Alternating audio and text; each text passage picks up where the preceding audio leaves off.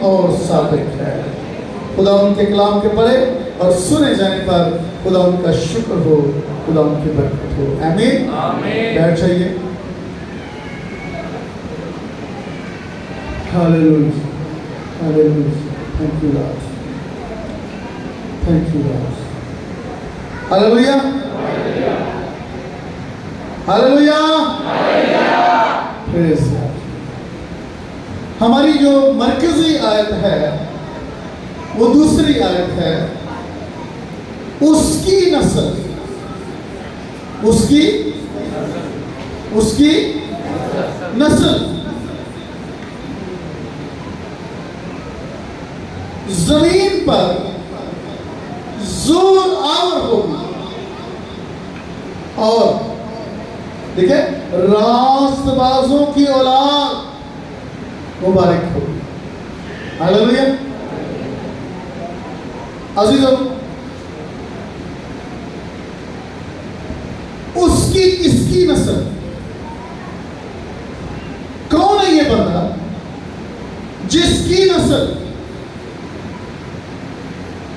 ये वो है जो सिर्फ खुदा से डरता और सिर्फ खुदा को ही सजदा करता और सिर्फ खुदा ही के पास जाता है। ये कौन है? ये कौन है? लिखा है, मुबारक है वो आदमी जो खुदावंद से डरता और उसके हुक्मों में खूब मसरूर रहता, हुक्मों पर अमल करने के लिए, हुक्मों की फरमाबरदारी करने के लिए ये बहुत खुश रहता है। इससे तवज्जो ये है, मैं खुदा के हुक्मों पर अमल करूं। इसकी कोशिश ये है, ये सुबह उठता है और खुदा को सजदा करता है। ये सुबह उठता है और अपने दिल में कसरत करता है, मैंने सिर्फ अपने खुदा को खुश। बड़ी दुनिया है जो खुदा को खुश करने के बजाय और बहुत सारे मामला। लेकिन अब यहां एक और बात है कि नस्ल सबकी है। जो रास्तबाज नहीं है नस्ल उसकी भी है, जो रास्तबाज नहीं नस्ल उसकी भी है। और जो रास्तबाज है नस्ल का मतलब है बेटे और बेटियां, सिर्फ बेटे नहीं, बेटियां और बेटे। मुबारक है वो आदमी जो खुदा के हुक्म में मसरूर रहता है, अपने खुदा की इबादत करता है। ये बाप जो है उसकी नस्ल, ये वो बाप है जिसकी नस्ल को खुदा बरकत देता है। अजीजों, इसमें कोई शक नहीं कि फादर डे बाप की मोहब्बत और उसकी कुर्बानियों को सलाम करने का दिन है। बच्चों के अंदर एहसास, अगर साल में वो कहीं स्टेप बैक हुए हैं, बाप की उस तरह इज्जत नहीं की, फरमाबरदारी नहीं की, तो आज इस बात को खास तौर पर महसूस करने की बात है कि हमें अपने बाप की, अगर हमारा बाप मेहनत कर रहा है, मजदूरी कर रहा है, कौन सा बाप है जो अपने बेटे की तरक्की के लिए कुछ नहीं करता? हर बाप की ख्वाहिश होती है कि मेरा बेटा तरक्की करे, मुझसे ज्यादा तरक्की करे, चाहे वो रास्तबाज है या नहीं है, पर तरक्की वो चाहते हैं। कोई बाप ये नहीं चाहता। और बेटे, अगर बेटा अपने बाप की इज्जत करना चाहे, बेटा अपनी माँ की इज्जत करना चाहे, तो सबसे बढ़कर जो जिस बात से वो इज्जत कर सकता है वो ये है कि वो अपने बाप और अपनी माँ की फरमा बर्दारी करे, जो कुछ बाप और मां कहता है वो करे। और एक बात याद रखें, और ये वेरी क्लियर है, इस जमीन पर बाप कभी तब्दील,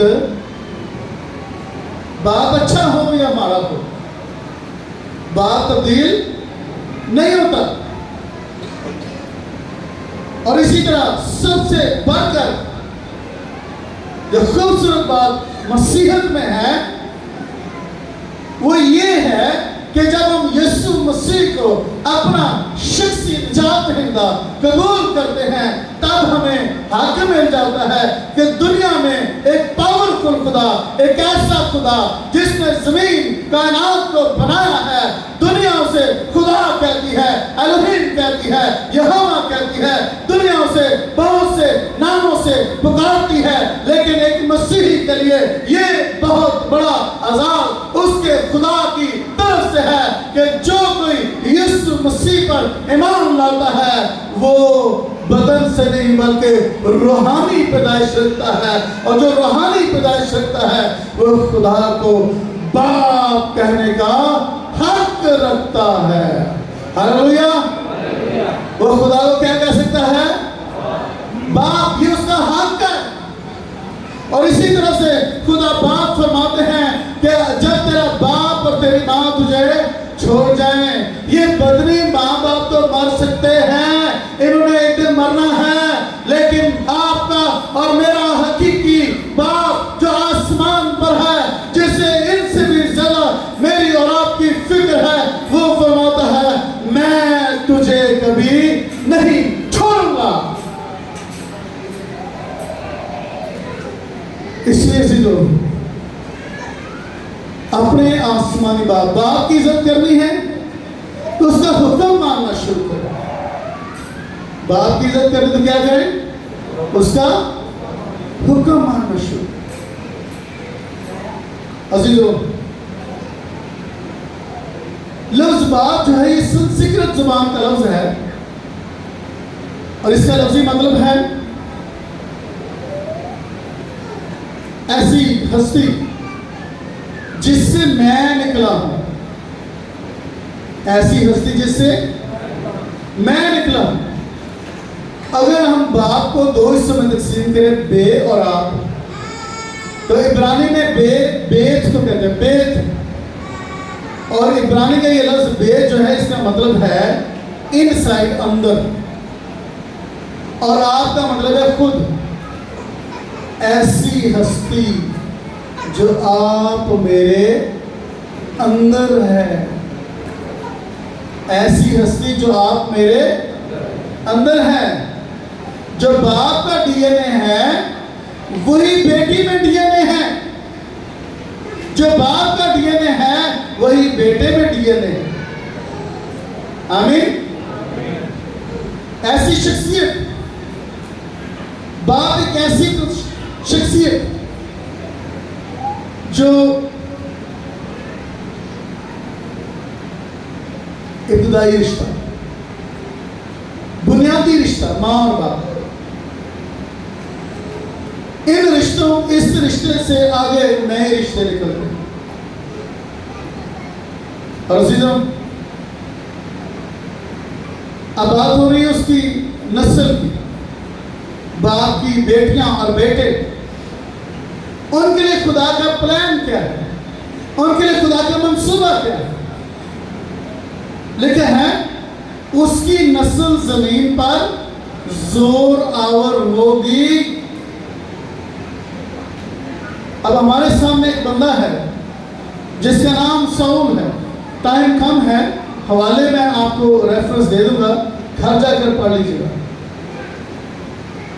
पहले सैमुएल 9वां बाब, पहले सैमुएल 10वां बाब, बल्कि 10वें बाब से लेके आपने 16वें बाब तक जाना है।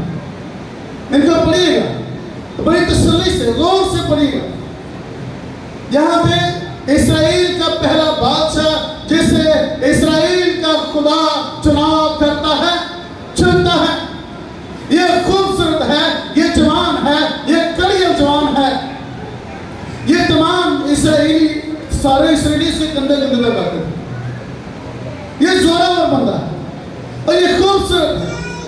ये 30 साल का जवान था जब इसने हुकूमत करनी शुरू की।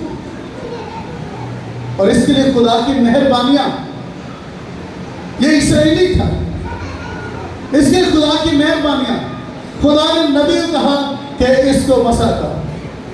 मसा करने का तेल इस पर उड़ेला गया। गौर से सुनेगा, सौल पर क्या उड़ेला गया? मसा करने का तेल। लेकिन नबी ने चूमा। फिर जब ये नबी से मसा होकर वापस फिरता है, कलाम में लिखा है इसका दिल खुदा ने बदल दिया। तीसरी बरकत खुदा की तरफ से। इसका दिल कैसा दिल हो गया? इसका दिल बुज़दिल दिल ना रहा, दलेर दिल हो गया, दिल बदल गया। और चौथी बात खुदा की बरकत देखिए, चौथी बात यह थी कि उस रोज रुकुस बड़े जोर से अपने बंदा सौल पर नाज़िल हुआ। क्या बात है! कितनी बरकतें मिली हैं बताइए, मिली कि नहीं मिली? लेकिन आगे चल के देखते हैं, खुदा ने इसको बड़ी फतूहात दी। इसके मुखालिफ कहने लगे, इसराइली कहने लगे कि हम इसको बादशाह क्यों माने। लेकिन एक वक्त आया जब इसने फलस्तियों को मारा तो वही इसराइली नारे लगाने लगे, सौल बादशाह जिंदाबाद, सौल बादशाह जिंदाबाद। क्यों? क्योंकि सौल ने अपने लोगों को नजात दिलाई। और फिर एक टाइम ऐसा आया कि फलस्तीन फिर चल आए और वो लाखों की तादाद में थे। और नबी ने कहा, सैमुअल नबी ने, कि मैं 7वें दिन आऊंगा और कुर्बानियां चढ़ाऊंगा और तेरे लिए दुआ करूंगा। 7 दिन तक बंदा इंतजार करता रहा, लेकिन 7वें दिन भी सैमुअल नहीं आया। तो सूर्य गुरूब होने को आ गया, लेकिन सैमुअल नहीं आया। उसने कहा भी अब मैं, लोग मेरे पास से जा रहे हैं, बंदा अंदर से डर रहा था कि काम तो खराब है, दुनिया में से उधर लाखों मेरे पास हजारों, वो भी जा रहे हैं। उसने कहा लाओ कुर्बानियां चढ़ाओ, मैं तो दुआ करा खुदा आगे। और फिर क्या हुआ? जैसे ही उसने कुर्बानियां चढ़ाई, सैमुअल नबी आ गया। सैमुअल नबी ने पूछा, तूने क्या किया? उसने कहा कि आप अपने ठहराए हुए वक्त पर नहीं आए। गलती किसकी है? गलती किसकी? समझ आ रही है? गलती किसकी? सैमुअल नबी की। तुसी नहीं आए टाइम में, मैं की कर है ना? आपकी गलती है। फिर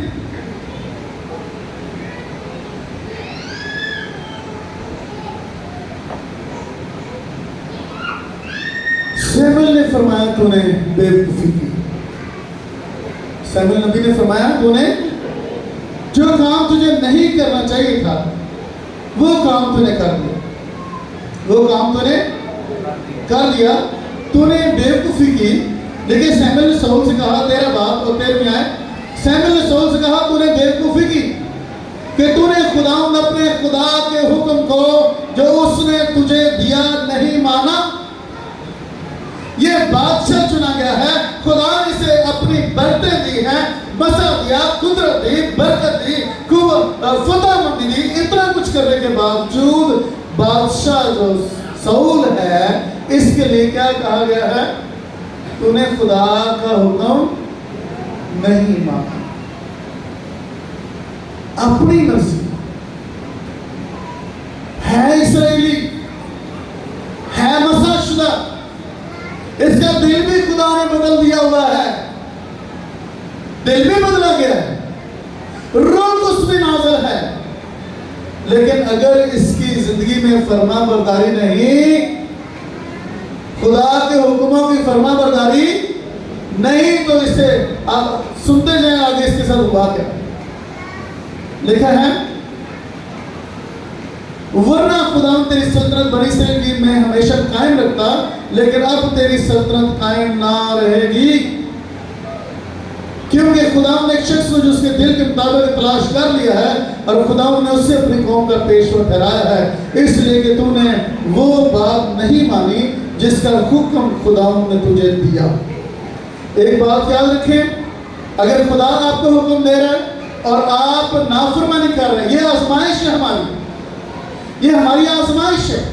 अगर खुदा हमें हुक्म देता है और हम उसकी नाफरमानी करते हैं, खुदा जिस बात से मना करता है मुझे मना होने की जरूरत है, और जिस बात से खुदा हमें इजाजत देता है हमें वो काम करने की जरूरत है।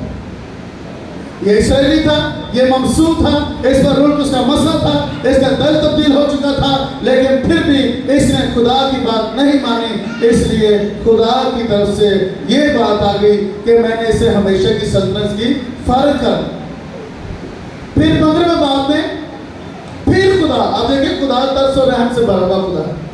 15वें बाब में फिर खुदा कहता है जा और जाकर अमालेकियों को मार और उनमें से एक को भी जिंदा बाकी ना छोड़ना।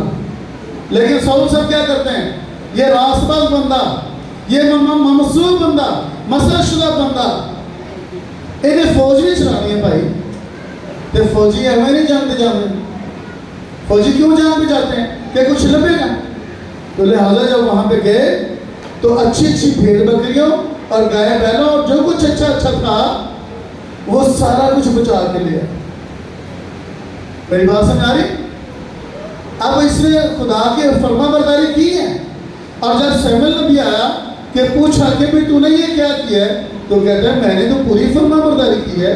और शाऊल ने लिखा है, शाऊल ने कहा ये लोग उनको अमालेकियों के हाथ से ले आए हैं इसलिए कि लोगों ने अच्छी अच्छी भेड़ बकरी और गाय बैलों को जीता रखा ताकि उनको खुदावंद तेरे खुदा के लिए ज़बह करें, और बाकी सबको हमने नीस करके मैं खुदा को खुश कर ले, खुदा की कुर्बानी के लिए।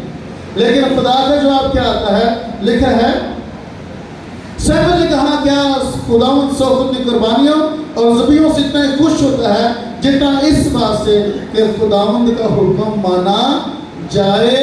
खुदावंद का हुक्म माना, इस बात पे गौर करें, तवज्जो दें, इस बात को जोर देकर कहें, देख फरमाबरदारी कुर्बानी से, मेरे पीछे पड़ी इस बात को, देख फरमाबरदारी कुर्बानी से और बात मानना मेंढों की चर्बी से बेहतर है, क्योंकि बगावत, ऊंचा पड़े, क्योंकि बगावत और जादूगरी बराबर हैं और सरकशी ऐसी ही है जैसे मूर्तों और बुतों की परस्तिश। सोचूं के तूने खुदावंद के हुक्म को रद्द किया है, इसलिए उसने भी तुझे रद्द किया है कि बादशाह ना रहे। तूने क्या किया है,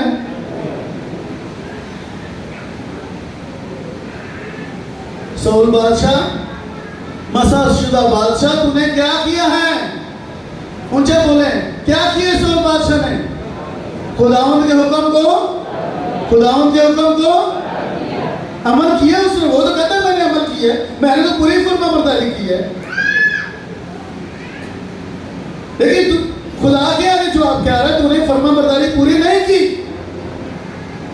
जब तक आप पूरी फरमाबरदारी नहीं करेंगे, आज चर्च की हालत में यही है, हम आर्गुमेंट, हम मजबूर होते हैं। ये भी मजबूर था अपनी फौज के हाथों, ये भी मजबूर था, फौजी सफर सलार आगे पीछे, और ये कुछ तो लेके जान दो, कुछ तो बचाओ, कोई लौंडिया गुलाम बनाने हैं हमने, कोई अच्छी चीजें भेड़ बकरियां हमारी जरूरत है, कुछ तो बचाओ। आज भी बहन भाई और रिश्तेदार रुपए पैसा उस सब की खातर हम नाफरमानी के साथ चलते हैं, शिफा के लिए और बहुत सारे मामलों के लिए हम नाफरमानी कर देते हैं, कुछ अपनी मर्जी, कुछ खुदा की मर्जी। आज चर्च की हालत भी यही है। और फिर क्या हुआ, लिखा है शमूएल ने कहा कि खुदा ने तुझे रद्द कर दिया। 16 बात पहली है। अब शमूएल नबी अभी भी शाऊल के लिए रो रो के दुआ कर रहा है, खुदा उसे माफ कर दे, अपने बंदा को माफ कर दे, उससे गलती होगी।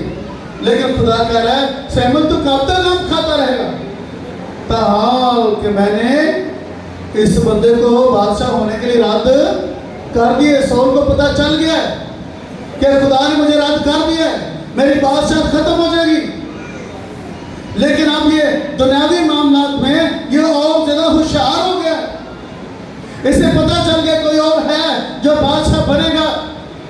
इसे नाम नहीं पता वो है बंदा कौन, लेकिन इसे ये पता चल गया कोई और होगा जो बादशाह बनेगा।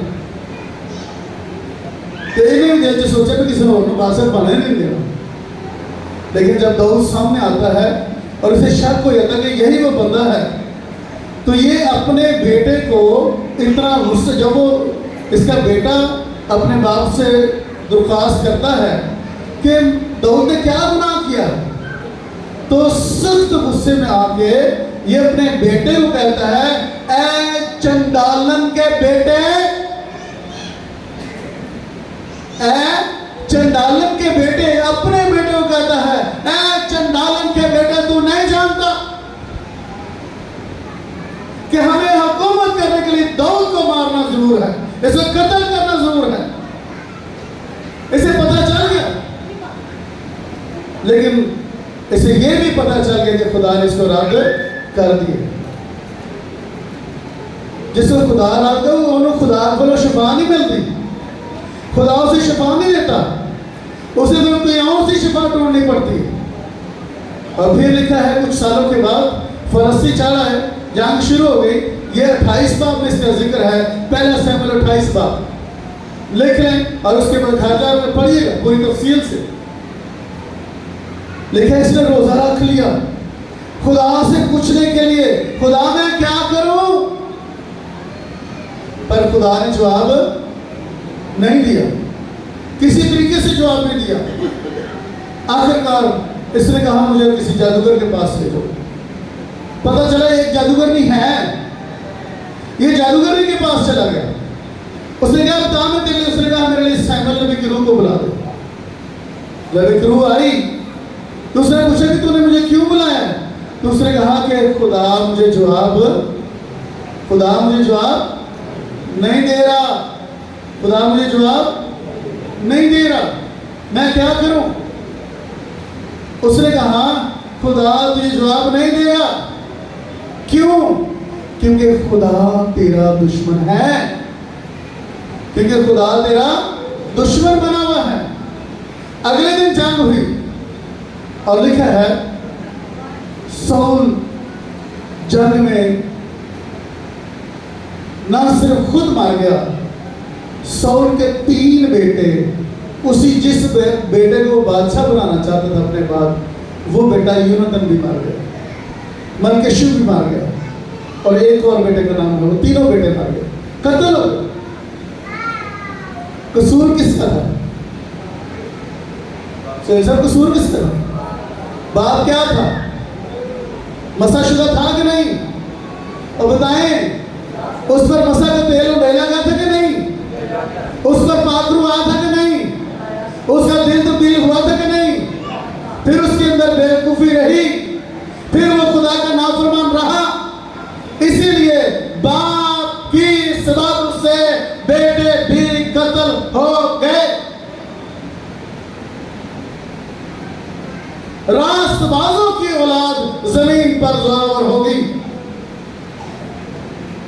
लेकिन जो नाफरमान है वो बढ़ेंगे, उनकी भी औलाद होगी, वो बढ़ेंगे, लेकिन याद रखिए उनका अंजाम फिरदौस है। बात यहां खत्म नहीं हुई। अब पता कई सालों के बाद जब दाऊद का दौर शुरू हो गया, और दाऊद के दौर में दूसरे शमूएल 21 बाब में इसका जिक्र है, कितना वक्त गुजर गया। फिर इस्राएल दुख में चला गया, सारा इस्राएली मुल्क 3 साल कहत में चला गया। कितने साल? 3 साल निकालिए। दूसरा सैमुएल 21 बार पहली आयत। और दाऊद के अयाम में पे दर पे 3 साल का काल पड़ा और दाऊद ने खुदाम से दरियाफ्त किया। खुदाम ने फरमाया यह साउल और उसके खून इस घराने के सबब से है, क्योंकि उसने जबौनियों को कत्ल किया। तब बादशाह ने जबौनियों को बुलाकर उससे बात की। ये जबौनी बनी इसराइल में से नहीं बल्कि बचे हुए अमूरियों में से थे, और बनी इसराइल ने उनसे कसम खाई थी। और साउल ने बनी इसराइल और बनी यहूदा की खातर अपनी गर्मजोशी में उनको कत्ल कर डालना चाहा। अब दाऊद ने कहा जबौनियों से कि अब क्या करें। सो दाऊद ने जबौनियों से कहा मैं तुम्हारे लिए क्या करूं और मैं किस चीज से कफारा दूं ताकि तुम खुदा की मिरास को दुआ दो। जरा गौर करें, कितने सालों के बाद बनी इसराइल दुख में गया है, 3 साल कहर में पड़ गए हैं। सबब क्या हुआ? सबब साउल हुआ जो इनका बादशाह रहा है। उसके गलत फैसले, उसकी गलत सोच और उसकी नाफरमानी के सबब से उसने खुदा से पूछने द्वारा नहीं किया। वो खुदा की फरमाबरदारी में नहीं चला। वो कुर्बानियां चढ़ाता रहा होगा, वो खुदा को मानता होगा, वो खुदा के घर में भी जाता होगा, वो दुआएं भी करता होगा, लेकिन वो खुदा के हुजूर मंजूर नहीं। पर पता है यहाँ क्या हुआ? उन्होंने कहा कि हमें 7 बंदे दे दे। किसके? हमें 7 बंदे दे दें। किसके? साउल के बेटे। हम उनको मारेंगे, हम उनको कत्ल करेंगे और साउल के जुबे में लटकाएंगे। बात समझ आ गई? फिर दाऊद ने क्या किया? लिखा दाऊद ने, पर बादशाह ने अय्याह की बेटी रिस्वा के दोनों बेटों अरमोनी और मेफीबोश को जो साउल से पैदा हुए, ये 2 बेटे रह गए थे। बादशाह के ये 2 बेटे रह गए थे। ये भी के ये 2 बेटे और फिर बादशाह की बेटी के बेटे, बादशाह की बेटी के भी बेटे, 5 बेटे उसके लिखा है। और साउल की बेटी मिकल के 5 बेटों को जो बर्जली महूलाती के बेटे अद्रिएल से पैदा हुए थे लेकर उनको जबोनियों के हवाला किया और उन्होंने उनको पहाड़ पर खुदा की हुजूर लटका दिया। सो वो 7 एक दिन मरे। सो वो 7 एक दिन। फिर क्या हुआ? फिर जो दुआ हुई, फिर खुदा ने उस 12 में दुआ सुनी और कहत खत्म हुआ और बारिश आई। जरा गौर करें, साउल को मरे कितना अरसा हो गया, लेकिन उसकी नाफरमानियों और उसकी बेवकूफियों के साथ आगे तक चलती आई है। इसलिए को भी उस सजा से गुजरना पड़ा। लेकिन एक बंदा है जिसका नाम दाऊद है। जिसका नाम क्या है? दाऊद है। दाऊद गुनाह करता है लेकिन दाऊद माफी मांग लेता है, खुदा के कदमों में गिर पड़ता है, खुदा के हुजूर तौबा करता है, माफी मांग लेता है। खुदा आज हो गया, फिर नहीं होगा। खुदा माफ कर देता है और फिर खुदा अपने बंदा से अहद करता है कि दाऊद के तख्त पर आदमी के बैठने की कमी ना होगी। दाऊद, अब दाऊद जो है, एक बार उसने गुनाह कर लिया, लेकिन फिर वो क्या करता है?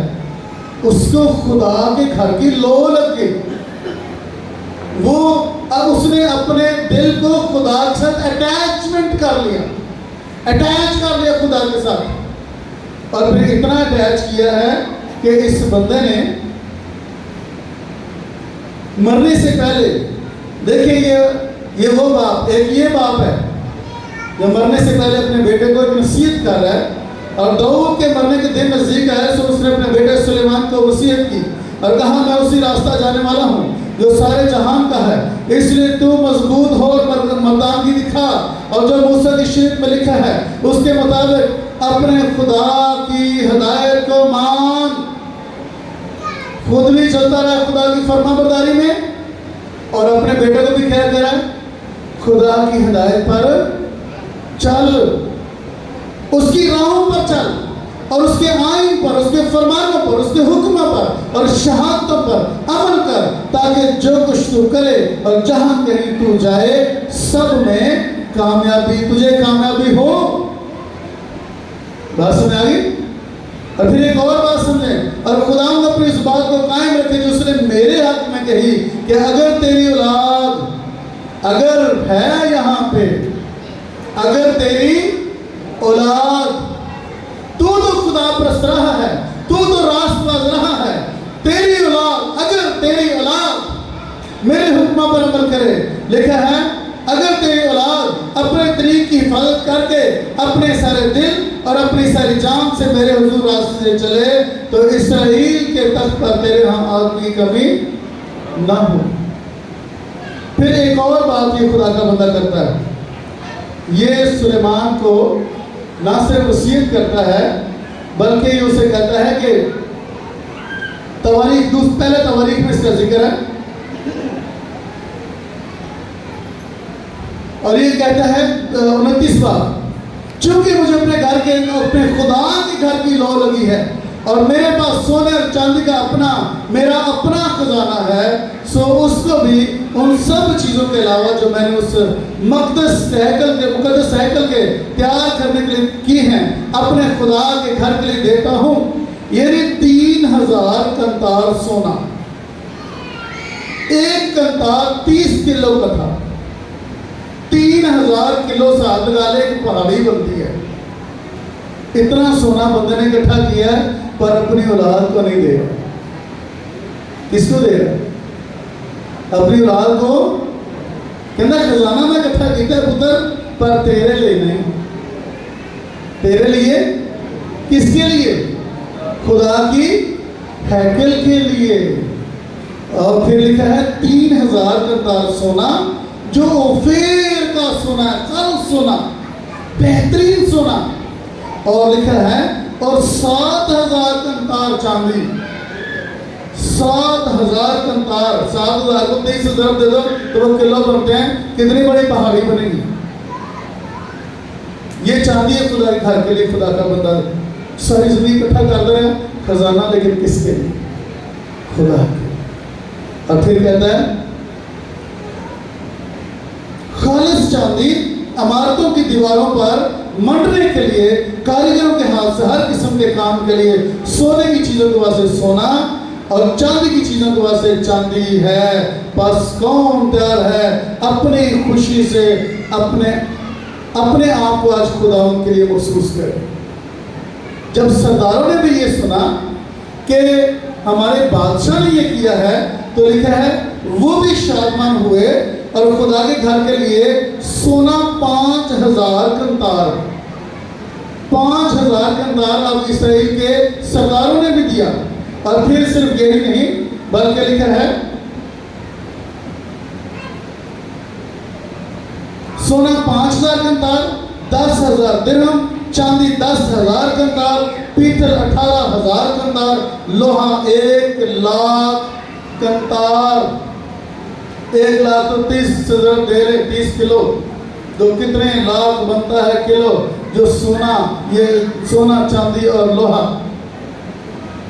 अब ये सारे इस्राएल के सरदारों ने भी हाजिर किया। आमीन। रास्तबाज की नस्ल जमीन पर जोरावर होगी। हमारा जो टॉपिक है रास्तबाज की नस्ल जमीन पर।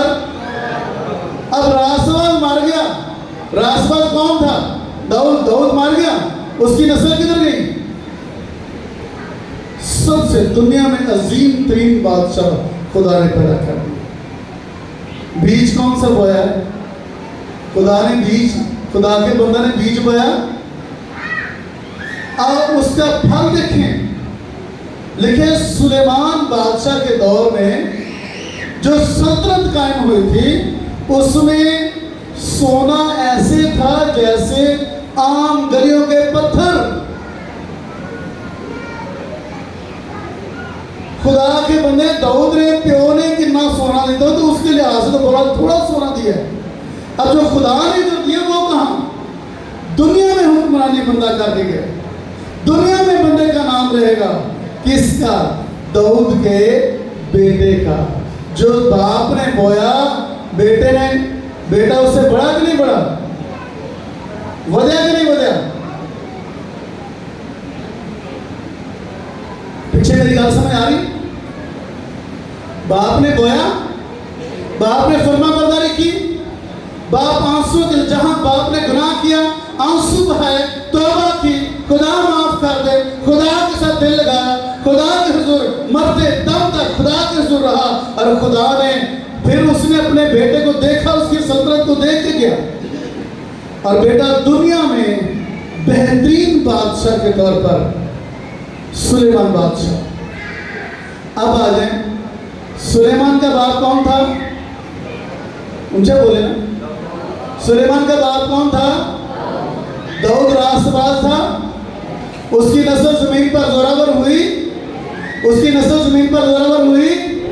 अब ये जो नस्ल थी, इसके जिसका नाम सुलेमान था और बड़ा अक्लमंद था, औरतों के सबब से बेवकूफ बन गया और इसका दिल खुदा के साथ खालिस ना रहा। यह भी आपको पता है कि नहीं पता?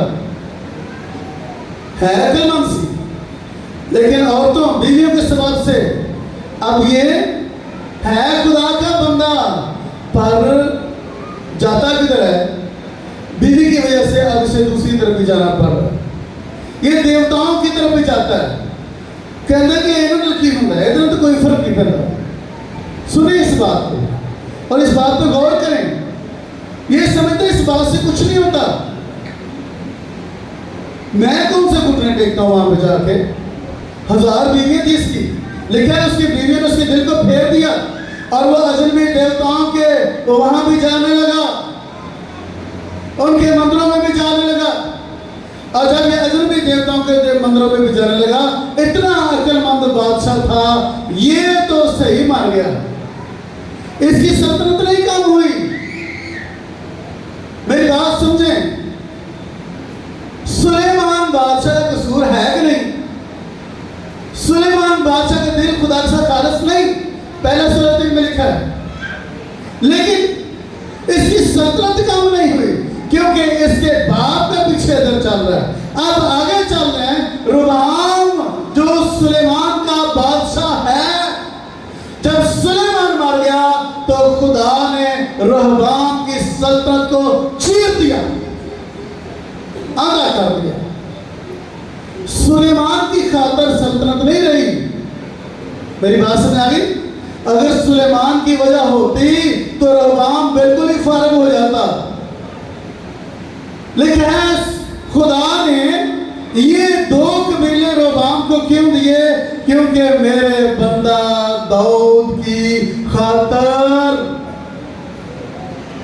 सुलेमान की खातर नहीं। दुनिया में बहुत बड़ा बादशाह सुलेमान हुआ है, बहुत बड़ा दौलतमंद शख्स सुलेमान हुआ है, अकीदत मोहब्बत में भी बहुत ऊपर गया, लेकिन जब खुदा के साथ दिल छोड़ दिया, जब खुदा को छोड़ दिया तो खुदा ने भी इसको छोड़ दिया। तो अब सुलेमान की नस्ल कहां गई? कटी कि नहीं कटी? सुलेमान की नस्ल काम हुई कि नहीं हुई? और आगे जाके और कम होती गई और एक वक्त आया कि बिल्कुल खत्म कर। दाऊद की खातर ये सल्तनत चलती रही है, क्योंकि दाऊद से खुदा का वादा था और दाऊद की नस्ल से वो सितारा जाहिर होना था जिसका नाम यीशु मसीह है। ये दाऊद की फरमाबरदारी थी, ये रास्तबाजों की नस्ल जमीन पर जोरावर होगी, लेकिन जहां जहां जो जो दाऊद के नस्ल का गलत चला है, खुदा उसे काटता गया है, उसकी नस्ल को कम करता गया है, उसके जोर को घटाता गया है। इस समझिए इस बात, पूरी फरमाबरदारी करेंगे आपकी नस्ल बढ़ना शुरू हो जाएगी, पूरी फरमाबरदारी करेंगे आपकी नस्ल बरकत पर बरकत पाना शुरू हो जाएगी। बाप की फरमाबरदारी खत्म तो फिर औलाद डाउन जाना शुरू हो जाएगी, औलाद टुकड़े मारना शुरू हो जाएगी, औलाद और अगली नस्ल में। आप एक बंदे ने मुझे सवाल किया कि क्या आज भी ऐसा होता है कि बाप दादा की बदकारी की सजा अगली पुश्तों को मिलती है। तो मैंने सोचा कि हाँ जी होता है, आज भी ऐसा होता है। अगर औलाद खुदा की बाप वफादार नहीं, औलाद जितना मर्जी जोर मारे औलाद नीचे जाना शुरू हो जाए। लेकिन औलाद अगर समझेगी कि मुझे खुदा की फरमा बरदारी करनी है, मुझे खुदा के हुजूर खालिस दिल से चलना है, जिस दिन वो खालिस दिल से चलना शुरू हो जाएगा, बाप की लानत रुक जाएगी और बेटे की बरकत खुदा के साथ वफादारी में शुरू हो जाएगी। लेकिन अगर बेटे भी खुदा की राह पे ना चले तो फिर बाप दादा की लानत इकट्ठी होकर उसको बिल्कुल नाबूद कर देगी। इसलिए चीजों आइए रास्तबाज बाप और मां बने। हालेलुया। कौन से बाप और मां? रास्तबाज बाप और मां बने, क्योंकि रास्तबाज बाप और मां की नस्ल जमीन पर जोरावर होगी। हालेलुया। आइए अपने कदमों पे खड़े हो जाए। थैंक यू लॉर्ड, तेरा शुक्र, तेरा शुक्र।